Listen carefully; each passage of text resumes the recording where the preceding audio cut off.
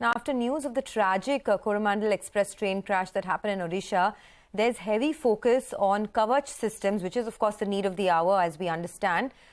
To know whether there is renewed discussion on supply and what the opportunity looks like, we're joined by Vimal Kejriwal, the MD and CEO at KEC International. Mr. Kejriwal, good morning and thanks a lot for joining in.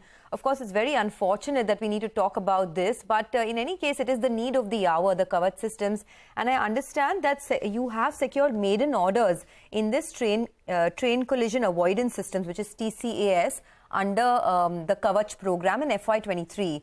Can you tell us what could the monetary opportunity be for a company like yours? And in terms of a timeline as well, what are we looking at in terms of execution? Sonia, we have got 2 orders on the TCAS system. Roughly the overall value is around 600 crores. With the partners, our share is less than half of that, because that's an OEM which manufactures the entire system and we install the system. So the opportunity is very large, but we have not seen too many tenders or orders coming out of it. And I think now with all the sound and fury about Kavach, I do expect that some more orders will get released. There is capacity if the orders are released.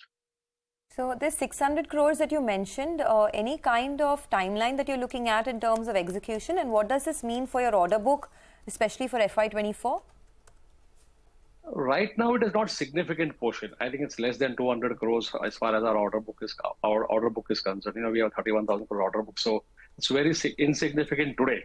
But I think, as I said, that if a large number of orders are now released based on what's happening and what is the discussion all around, then I think that can push the order book. I think the second piece here is that what we have seen in the last 2 years is that entire ordering, tendering, etc., was shifted to the divisional railways. And a large part of the divisional railways, I think efforts are also going into the tendering. They're not used to this. And I think my suggestion would be that, the tendering moves back to the railway board and to RVNLs and other people, so that the divisions can focus on operations maintenance, and because that's their job. So their job is not tendering. The tendering are specialist people. So if that goes back there, maybe we can see a lot more speeding up of the tendering and the ordering.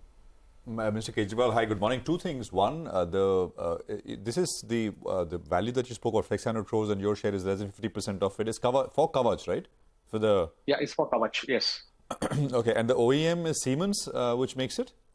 No, we have a tie-up for these orders with Kernex. Okay, with Kernex.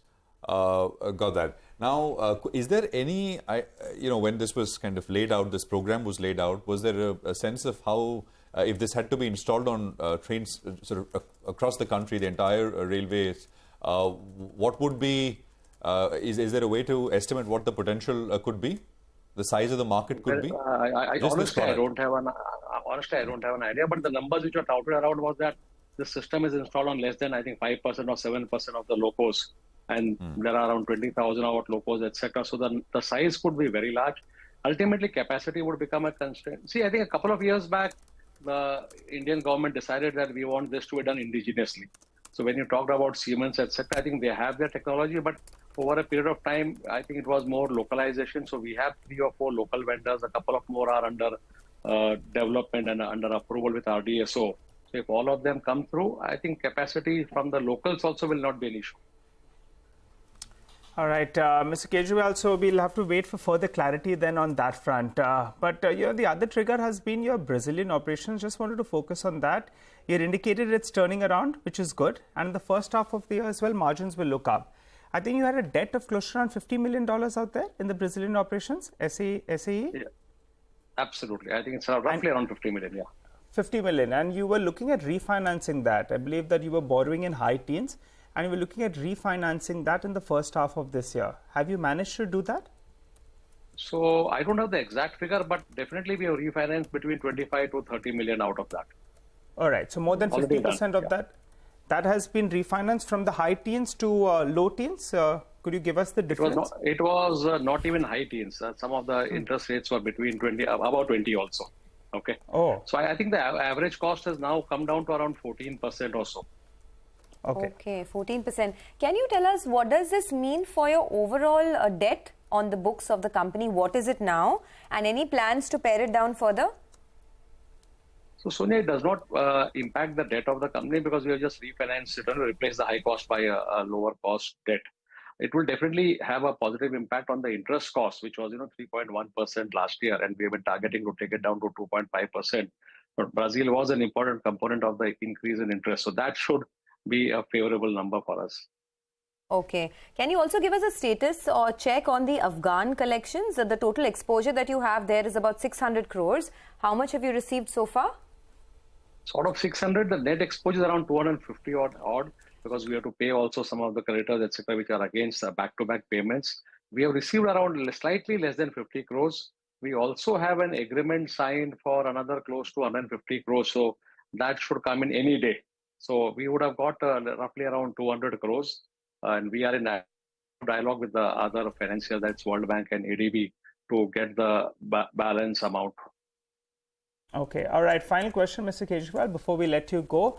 What kind of a growth number are you looking at for this year?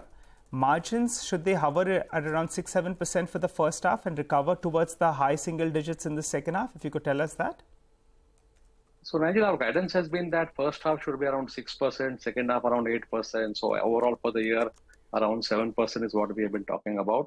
With an order book of 31,000 and odd and 4,000 L1, we have said that we should be growing at 15% plus this year.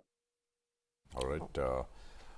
We got that. And I think you guided for a 100 basis point increase in margins in the first half of this year, and which moves up a little bit more in the second half as the year progresses. Thanks very much, Mr. Kejriwal. It's always a pleasure and good speaking with you. Well, we'll take a quick break here. We're back. Anuj is with us for a quick setup as he sees things. We are just 15 minutes away from the pre-open session as well. Our technical experts come up as well with specific calls. Stay with us.